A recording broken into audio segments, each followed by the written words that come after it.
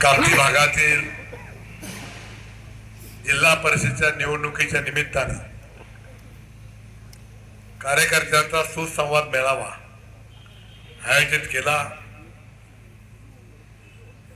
त्या कार्यक्रमासाठी या ठिकाणी उपस्थित असलेले भारतीय जनता पक्षाचे अतिशय कष्टाळू अध्यक्ष आमचे मित्र शशिकांत नाना चव्हाण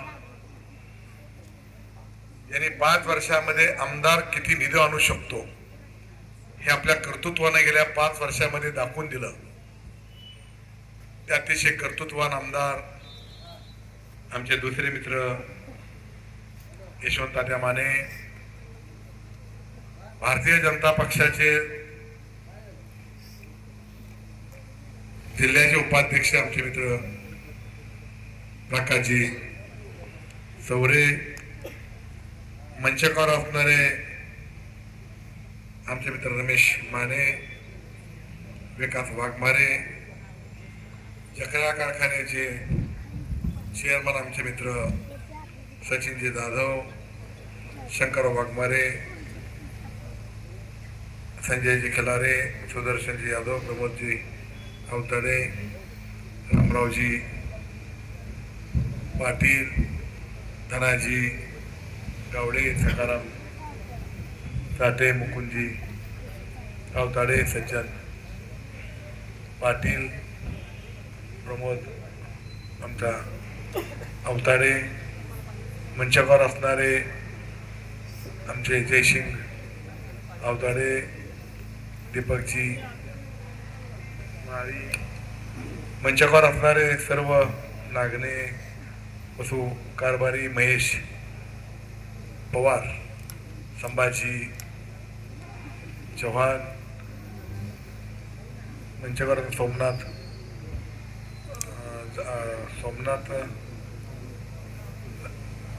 धावणे, धावळे ते लागलं माझ्या लक्षात, धावणे, अक्षय खतार, वैभव गुंड, मंचावर असणारे सर्वच मंडळी,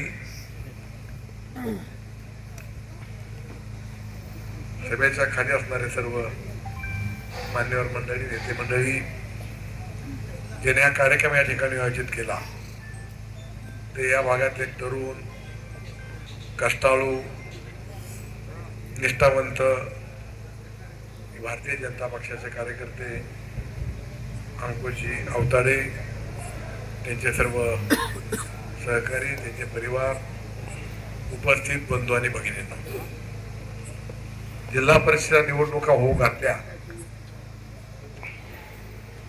आणि हे 2 महिने आपण निवडणुकीच्या रणधुमाळीमध्ये आहोत।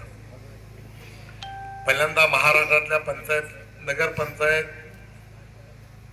नगर परिषद ह्यांच्या निवडणुका झाल्या। आजच महाराष्ट्रातील महानगरपालिका यांच्या निवडणुका झाल्या, त्यांचे निकाल स्पष्ट झाले।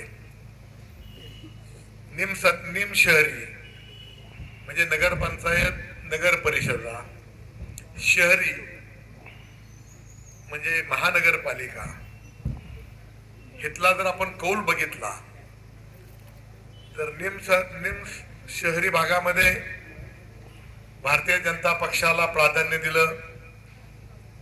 आज शहरी भागामध्ये आपण बघितलं तर शहरी भागामध्ये महाराष्ट्राच्या इतिहासात नोंद घ्यावी अशा प्रकारचा मॅन्डेट हा भारतीय जनता पक्षाला या महाराष्ट्रातील शहरी भागातील जनतेने दिला। माझी आपल्याला विनंती आहे की आपण शेतकरी आहोत, ग्रामीण भागातले आहोत, आपणही कमी नाही असा प्रकारचा मॅन्डेट, अशा प्रकारचा भक्कम पाठिंबा भारतीय जनता पक्षाच्या विचाराला येणाऱ्या निवडणुकीच्या निमित्तानं द्यावा अशा प्रकारची मी पहिल्यांदा आपल्या सगळ्यांना विनंती करतो, अपेक्षा व्यक्त करतो।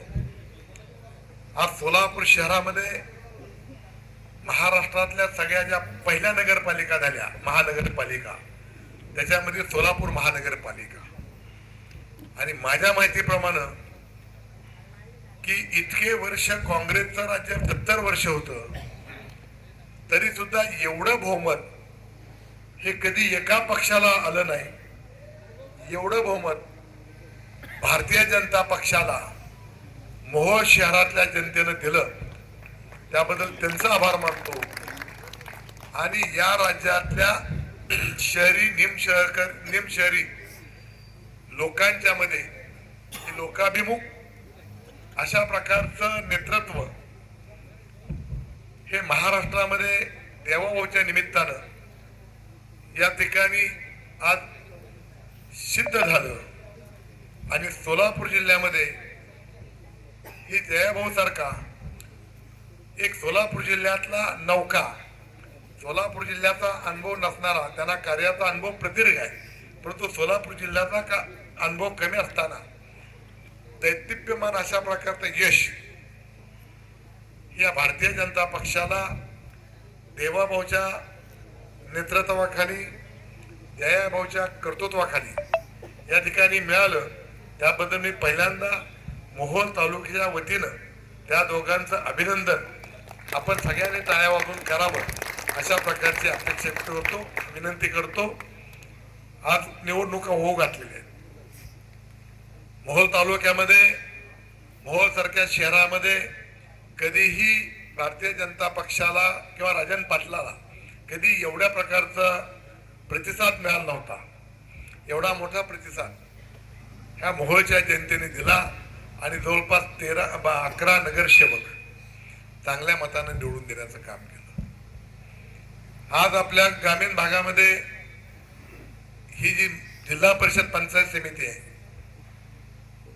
ही 3 टायर सिस्टीम मधली सिस्टीम आहे।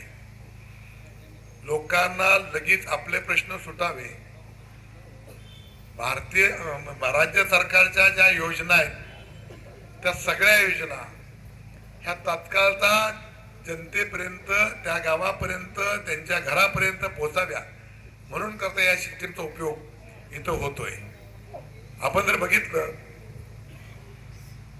तर गेल्या 10-12 वर्षामध्ये, 5-7 वर्षामध्ये केंद्रात सरकार आलं, भारतीय जनता पक्षाचा नरेंद्र मोदी साहेबांच्या नेतृत्वाखाली, आणि त्यांनी ग्रामीण भागाचा, शहरी भागाबरोबर ग्रामीण भागाचा सुद्धा कायापालट करण्यासाठी अतिशय मोठ्या प्रकारचे हे निर्णय घेतले। रस्त्याची कनेक्टिव्हिटी, रेल्वेची कनेक्टिव्हिटी, हवाई क्षेत्राची कनेक्टिव्हिटी, ही एवढा मोठा लोकशाहीचा मोठा देश असताना सुद्धा या देशामध्ये अत्यंत उत्तम प्रकारची कनेक्टिव्हिटी करण्याचं काम हे केंद्र सरकारने केलं। आज आपल्या इथून कोल्हापूरला जाणारा रस्ता आहे, इकडे नागपूरला जाणारा रस्ता आहे, हा रस्ता सिमेंटचा करण्याचं काम केलं। सोलापूर महाराष्ट्र, भारतामध्ये कुठल्याही खेड्याच्या माणसाला 20 किलोमीटरवर 4 लेन आपला आता बघायला मिळतो। पूर्वीच्या काळामध्ये मुंबई पुणे एकच 4 लेन हा 25 वर्ष होता। नेतृत्व जर दूरदृष्टीत असलं तर कसा काय पालट होतो हे आपण बघितलं असं। रेल्वे वेगवान आल्या, रस्ते चांगले झाले, पाण्याच्या योजना, हर घर नल, प्रत्येक घरामध्ये नळ देण्याची योजना हे केंद्र सरकारने इथं केली। आणि हे करत असताना शेतकऱ्यांना दर 2 महिन्याला त्यांना पंतप्रधान काय म्हणतात, कुठला निधी येतो, सन्मान निधी देण्याचं काम या सरकारने केलं, केंद्राच्या सरकारने केलं। मुख्यमंत्री सन्मान योजना राज्य सरकारने केली आणि पंतप्रधान सन्मान योजना ही केंद्राने केली आणि शेतकऱ्यांना सुद्धा आर्थिक मदत करण्याचं काम केलं। या देशाचं शेतकऱ्यांचं उत्पन्न वाढवण्याचं काम, उत्पन्न वाढवण्याचा निर्णय या ठिकाणी होतोय। देशाची प्रतिमा जगामध्ये चांगली करण्याचं काम एका बाजूला होतंय। आणि हे होत असताना आपला प्रगत महाराष्ट्र आहे, महाराष्ट्राचं नेतृत्व देवेंद्र फडणवीसच्या रूपानं एक तरुण, उमद आणि दूरदृष्टी असणार असं आपल्याला मिळालं। आज महाराष्ट्रामध्ये सौर ऊर्जेच्या माध्यमातून आपल्या प्रत्येकाला घरामध्ये फुकट वीज देण्याचं काम, म्हणजे ते सोलर आपण बसवून, त्याला कसली वीज म्हणतात, त्याला सौर ऊर्जा, पण ई मीटरिंग, नेट मीटरिंग त्याला म्हटलं जातं, अपारंपरिक, की ज्याच्यामुळं आता मी माझ्या घराचं उदाहरण सांगेन. माझं सोलापूरमध्ये घर आहे. त्याचं साधारणपणे महिन्याला जे बिल यायचं ते 12-15 हजार रुपये बिल यायचं. एवढं बिल यायचं मला. हा नेट मीटरिंग आता तिथं मी बसवलं, आता मला कधी कधी 0 बिल येतं, कधी कधी 200 रुपये येतं, कधी 300 रुपये येतं. म्हणजे माझा स्वतःचा फायदा मी सांगेन, एक उदाहरण सांगेन. अशा प्रकारे महाराष्ट्र सरकारनं देवाभाऊच्या नेतृत्वाखाली प्रत्येकाला वीज फुकट मिळण्यासारखीच आहे. आणि ते किती वर्ष जाते, 25-30 वर्ष ती लाईट, त्याला काहीच करावं लागत नाही आपल्याला. विजेचं तसं केलेलं आहे. दुसऱ्या बाजून लाडक्या बहिणीसारखी एक योजना, की महाराष्ट्रासारखी योजना कुठेच भारतात नसेल, अशा प्रकारची लाडक्या बहिणीची योजना दिली. ती योजना देत असताना काही लोक म्हणतात की भारतीय जनता पक्ष जातीवादी आहे, धर्मवादी आहे. जातीवादी नाही, धर्मवादी नाही, तो राष्ट्रवादी आहे. राष्ट्राबद्दल प्रेम असणार, जो या देशामध्ये राष्ट्रावर प्रेम करल, तो भारतीय जनता पक्षाचा विचारधारेचा. तो कुठल्या, बरोबर आहे का संजय, कुठल्या जातीचा, कुठल्या धर्माचा नाही, तर जो राष्ट्रभक्ती ज्याच्याकडे आहे त्याचा सन्मान करणं, त्याचा विचार करणं हे आहे. परंतु म्हणून करता त्याला जातीवादी पक्ष संबोधला जातो. इथं जे लाडक्या बहिणीला पैसे येत आहेत, तिथं देवा म्हणे काय फरमान काढलं का, की ज्यांच्या गळ्यामध्ये ह्या टावेल आहे, जो श्रीराम म्हणतो, जो भारत माता की जय म्हणतो, त्यांनाच पैसे देत, असा काय फरमान काढलाय का? या महाराष्ट्रातल्या ज्या जाती धर्माच्या कुठल्या ज्या महिला आहेत, त्या माझ्या बहिणी आहेत, त्या माझ्या सरकारच्या बहिणी आहेत, त्या माझ्या पक्षाच्या बहिणी आहेत, त्याला मी महिन्याला 1500 रुपये देणार, हा संकल्प त्यांनी केला आणि आज हे चालू आहे. आणि म्हणून करता शहरी भागातल्या लोकांनी भरभरून त्यांना दिलेलं आहे. आणि म्हणून करता तुम्हाला, तुमच्याकडे लोक येणार आहेत, लोक तुमच्याकडे येणार आहेत. आपल्या मोहोळ तालुक्यात बोलायचं झालं तर आपण थोडी चूक केली, 20 वर्ष तालुका मागे गेला. आपण म्हणतो माझ्या एकट्याच्या मतानं काय होतं, माझा आणि प्रकाशभाईचं वाकडं आहे, प्रकाशभाई तिकडे आहे म्हणून मी इकडे आलो, माझं काय होतं. परंतु असं म्हणण्यात आपल्या तालुक्याचं वाटलं झालं. तालुक्याचा विकास खुंटला.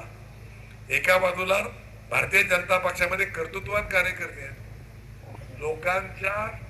लोकांच्या विकासामध्येच माझा विकास आनंद असं म्हणणार आहेत.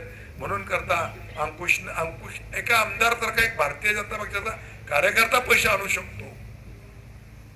इतके कर्तृत्ववान कार्यकर्त्यांची खण ह्या भारतीय जनता पक्षाकडे आहे. आणि दुसऱ्या बाजूला त्यांना तुम्ही लोकप्रतिनिधी म्हणून पाठवलं. महाराष्ट्र लोकप्रतिनिधीचं काम काय आहे?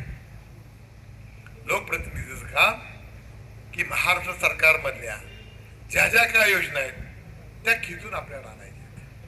त्याच्या सहजासहजी मिळत नसतात. यशवंताच्या इथं आमदार म्हणून काम केलेलं आहे, मलाही थोडा बहुत त्याचा अनुभव आहे. या मंडळींना कधी जातात का, कधी बोलतायत का? फक्त सांगतात की मी त्या सत्तेमध्ये आहे. काय आम्हाला त्याचा फायदा, आमच्या तालुक्याला काय फायदा? त्यांची जर भाषणं बघितली तर विकासावर भाषणच नाही. माझ्या तालुक्यासाठी हे करीन, मी तालुक्यासाठी हे करीन, मी या तालुक्यासाठी करणार आहे, ह्या माझ्या योजना आहेत, ह्या तालुक्यातल्या लोकांना हे अपेक्षित आहे. नाही, फक्त राजन पाटील, यशवंत माने, आता आमचे नानाबी आले. बरं झालं, माझा थोडा लोड कमी झाला.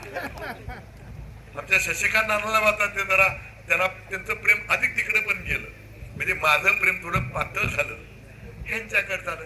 चला माझा भाजपमध्ये जाऊन तेवढा फायदा झाला. एकटं माझ्यावर होतं त्याचं वाटून गेलं, विनोदाचा भाग सोडून द्या. परंतु अशा प्रकारची एका बाजूला माणसं, आज त्यांची अवस्था काय आहे? एका बाजूला आमच्याकडे कार्यकर्ते जे आहेत ते निष्ठेचे कार्यकर्ते आहेत, ते सत्तेसाठीचे कार्यकर्ते नाहीत. आमचे प्रमोदभाई तर आहेत, असे कार्यकर्ते आहेत की जे त्यागी कार्यकर्ते आहेत. आम्ही भारतीय जनता पक्षात काम करतोय, ही सत्तेसाठी नाही आहे, तर या भागासाठी काम करतोय.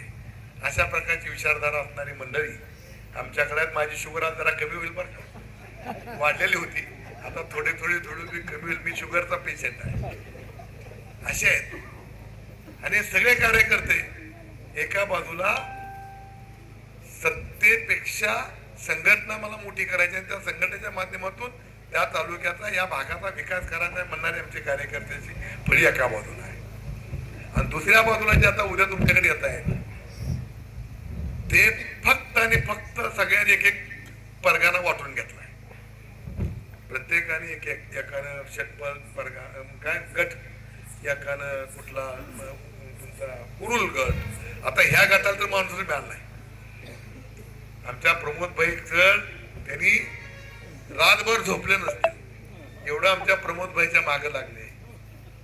परंतु आमच्या प्रमोदभाईने सांगितलं, मी तसा पक्षी कसा थंडी बदलतो तसा मी नाही, ते तुम्ही लोक आहात.